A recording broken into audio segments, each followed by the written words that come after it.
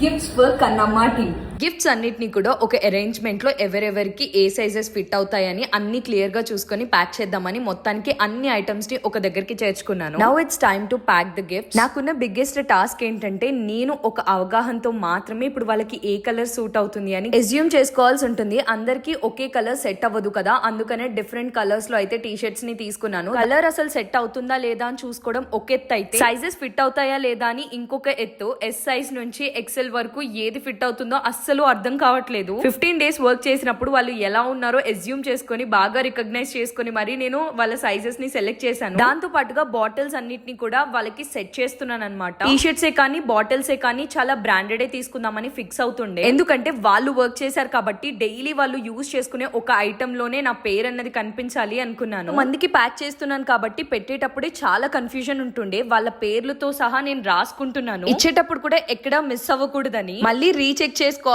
వస్తుంది. ఒకరికి ఇవ్వాల్సింది ఇంకొకరికి ఇచ్చాను అనుకోండి, పొరపాటున వాళ్ళకి ఫిట్ అవ్వకపోతే మళ్ళీ ఇబ్బంది కదా. ఒకరు కూడా ఒకరికి దగ్గరగా ఉండరు, అందరూ దూరం దూరంగా ఉంటారు కాబట్టి మళ్ళీ వచ్చి ఎక్స్చేంజ్ చేసుకోవడానికి ఇబ్బంది అవుతుందని ముందుగానే చూసుకున్నాను. దాంతో పాటు చిన్న చిన్న ఐటమ్స్ ని కూడా యాడ్ చేశాను. I don't know whether they like it or not. Final గా అన్ని రెడీ చేసి ఒక్కసారిగా అన్నిటిని దగ్గరికి తీసుకొని రీచెక్ కూడా కంప్లీట్ చేసుకొని అయితే రేపటి కోసం సిద్ధంగా ఉన్నాను. వాళ్ళకి ఇచ్చి వాళ్ళతో ఎంజాయ్ చేసిన వ్లాగ్ ని కింద ట్యాగ్ చేస్తున్నాను. Go and checkout.